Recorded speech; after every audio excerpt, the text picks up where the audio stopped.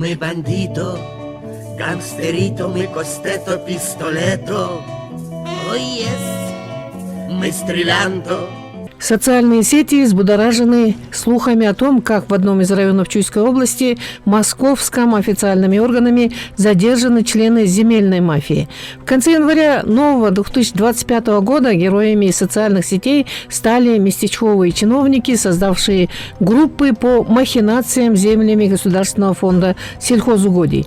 Стоит отметить, сообщения о мафии и их действиях в пользу их собственных вожделений народ воспринял как должную кару за нарушение законодательства. В целом, простой народ поддерживает идею борьбы с разного толка коррупционерами. 3 года назад, точнее в декабре 2022 года, по заявлениям жителей Александровского аильного округа касательно земельных нарушений в указанном аймаке, журналистами государственной телерадиокомпании Республики ЛТР были проведены 2 репортажа. Что нарисовано? Мы не поймем. Они понимают, они сделали. А настоящая карта находится в Чайлюково. По озвученной теме была создана комиссия государственной администрации Московского района с привлечением представителей соответствующих районных служб. Но результаты работы комиссии не были озвучены. Теперь понятно, почему. Какова компетенция органов местного самоуправления в сфере земельных отношений сегодня? Вот смотрите, случай в Московском районе. К сожалению, вот по тем замечаниям, которые вы отметили, земля стала источником коррупции. В свое время Центральное правительство Кыргызстана передало полномочия использования фонда перераспределения сельхозугодий органам местного самоуправления. Целью, чтобы за счет этих земель, чтобы можно было получить определенные источники пополнения местного бюджета, да? Путем проведения открытых торгов, конкурсов. Да? А мы в жизни что получили? Да? То есть какая-то коррупционная схема, какие-то депутатские группы, договариваясь с какими-то группами людей, без проведения общественного слушания, без народного обсуждения, определенным людям выделяет эти земли фонда перераспределения сельхозугодий намного ниже, чем рыночная цена арендной платы этих земель. Славу московским коррупционерам на этот раз воспели начальник районного управления аграрного развития, СК и отдельные представители надзорного и хозяйственного бумонда района. Пока идет следствие, их личностные данные будут обозначены аббревиатурой. Они порождение, следствие недостойного проведения земельной политики государства, оставившие для любителей наживы пути и лазейки для неправедного обогащения. Какие? Попробуем найти их в многочисленных актах документов, касающихся земельной реформы. По рациональному использованию земель, находящихся в муниципальной собственности, начиная с 1995 года, когда фонд начал распределяться, мы видим, вот с тех пор пошла коррупция. Размышления о коррупции. Можно ли победить продажность государственных чиновников, должностных лиц? Ведь простой народ, когда слышит о коррупционере, задержанном за получение взятки, представляет себе мафиози, сидящего в большом правительственном кабинете за рулем брендового авто, проживающего в 3-этажной вилле, никак не ниже. А оказывается, вот он, вроде видел вчера на сельской улице, всем знакомый и оказался таким нехорошим человеком. Признание властью наличия в стране коррупционных схем стало означать борьбу с указанным злом. По нашему эфиру 2-9 декабря 2022 года прошли 2 репортажа на тему «Александровка. Рай для коррупционеров». Год назад в Московском районе как административные единицы действовали 12 аильных аймаков. Александровский аильный аймак объединял в своем составе 4 села. Главный административный центр находился в транзитном селе Александровка. Интересно, что этот очень успешный по организации разного рода бизнес-проектов, от ресторанов до райских уголков отдыха, производственных площадей разного направления, в 2020 году по непонятным причинам выпал в осадок дотаций. Тогдашний глава Московской государственной администрации аким района стыдливо признался. Я с вами согласен. В этом плане мы будем вести определенную работу налоговой инспекции со всеми нашими фискальными органами. Повторюсь, тогда же, 3 года назад, по материалам обращений представителей местного населения, нам удалось создать комиссию районного масштаба для расследования нарушений в распределении земельных ресурсов. Заявители уверены, что при распределении земель фонда перераспределения сельхозугодий были проведены манипуляции с картами землепользования. Карты последних севооборотных площадей землепользования были заменены контурными картами 60-х годов прошлого века. Проверяем достоверность заявления. Итак, в наших руках стратегия использования земель ФПС, утвержденная указом президента от 10 апреля 2009 года за номером 199. В стратегии, подготовлена Министерством юстиции, читаем, что при изучении вопросов использования и распоряжения землями фонда были выявлены ряд проблем и несовершенность системы управления землями фонда. Земля стала источником коррупции, так? Почему? Потому что это самый большой доход местного бюджета. Сегодня местные кинеши в первую очередь через свои земельные комиссии должны усилить контроль за использованием всех земель, которые находятся в распоряжении муниципалитетов. Но я же говорю, вот Минсельхоз, он должен государственный контроль осуществлять через свои подразделения, да? Итак, преамбула. В ходе проведения земельной реформы населению было передано право на пользование 75% сельскохозяйственных угодий, кроме пастбищ. По стране 530 тысяч семей, более 2,6 миллионов граждан Кыргызской республики являются собственниками земельных участков сельскохозяйственного назначения. 25% сельскохозяйственных угодий были оставлены в Национальном фонде ФПС. На момент реорганизации аграрного сектора республики площадь земель фонда составила 342,6 тысячи гектаров, из них 297 тысяч гектаров пашни.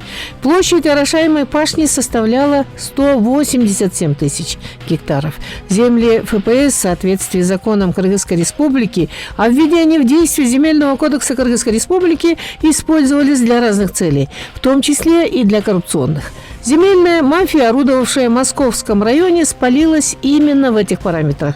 Неразбериха и неграмотность, имевшая место в действиях соответствующих служб МЦУ, сослужила новоявленным мафиози очень хорошую службу. Она помогла и помогает мафиям разного толка манипулировать святая святых земельной национальной собственностью государства.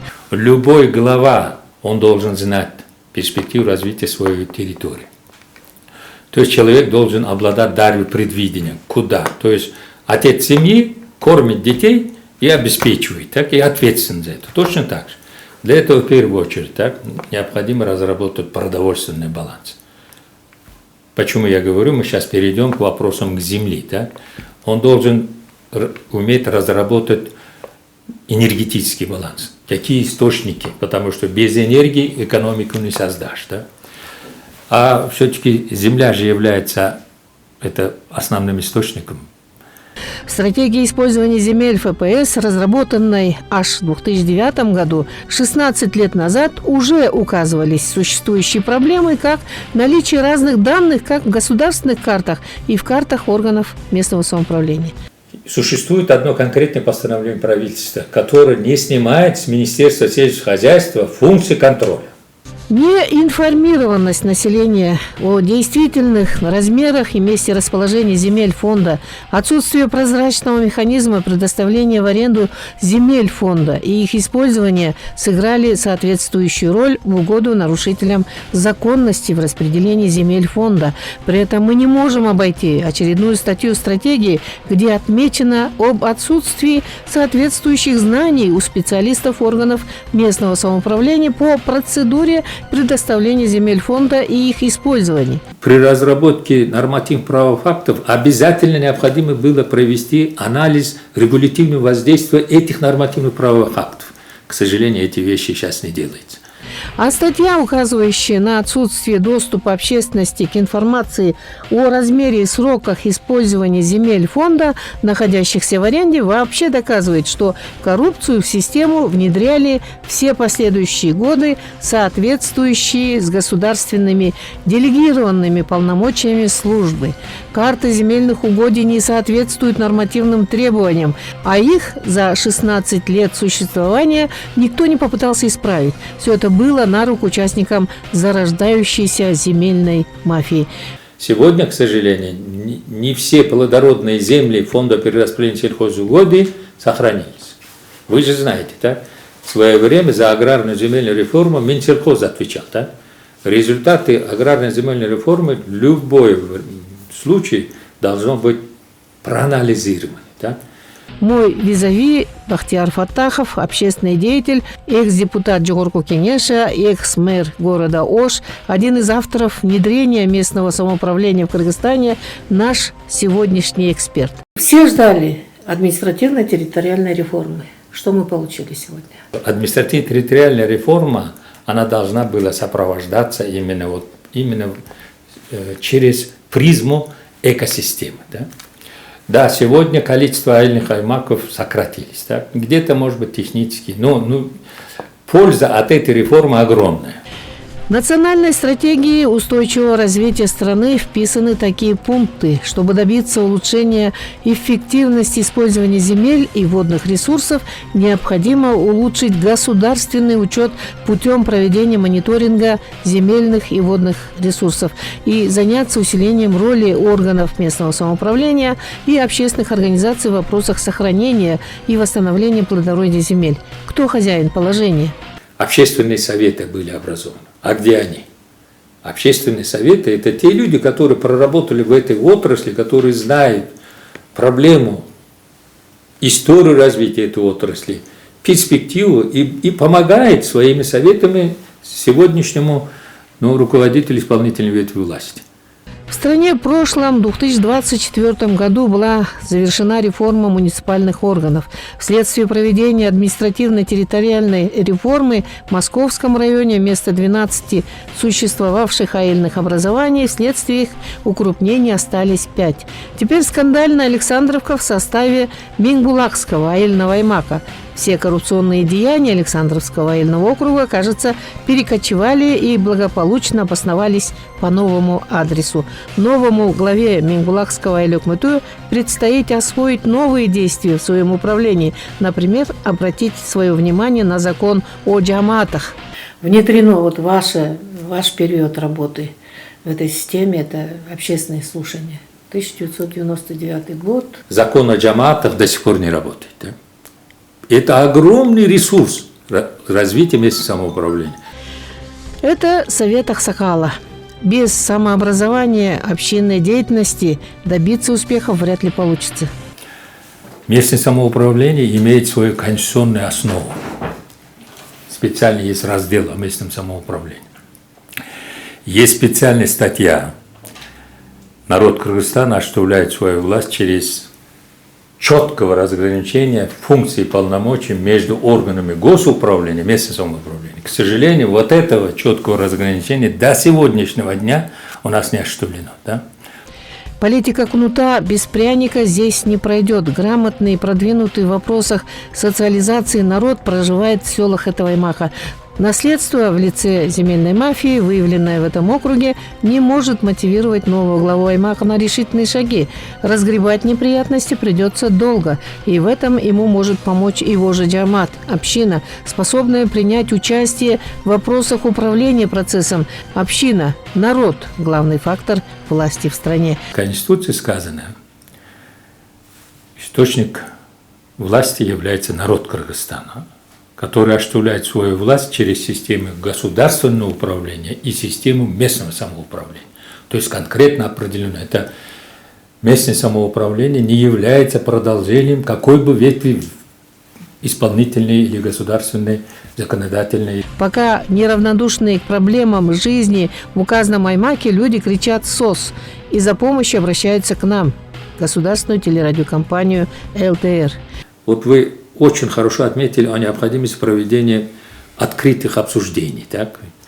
В свое время, в наше время был принят закон об обязанности органов и местного самоуправления государственной власти предоставления информации о своей деятельности народу Кыргызстана на местах. Так? Почему-то приобретенный на транше Арис мусоровоз с полей возит ботву на корм скотине руководства муниципального предприятия. Разорванные водопроводные трубы выбрасывают питьевую воду на дорожное полотно. В отдельных селах нет мест для проведения досуга местным жителям, а хваленное футбольное поле с разорванной оградой не имеет покрытия, и летом дети, увлеченные игрой, купаются в пыли. Так что представители муниципальной власти, не ищите врагов среди своих жителей. Они виноваты только в том, что хотят хорошей жизни и имеют на это право. Совет разного рода местечковым хозяевам жизни: ознакомьтесь с основами конституционного строя в нашей с вами стране. Народ Кыргызстана – единственный источник государственной власти. Загляните в раздел основного закона страны о вашей ответственности. Статья 113, пункт 3. Органы местного самоуправления несут ответственность также и перед местным сообществом за результаты своей деятельности. Мы не ищем недостатки вашей работы. Они находят нас сами. До скорой встречи.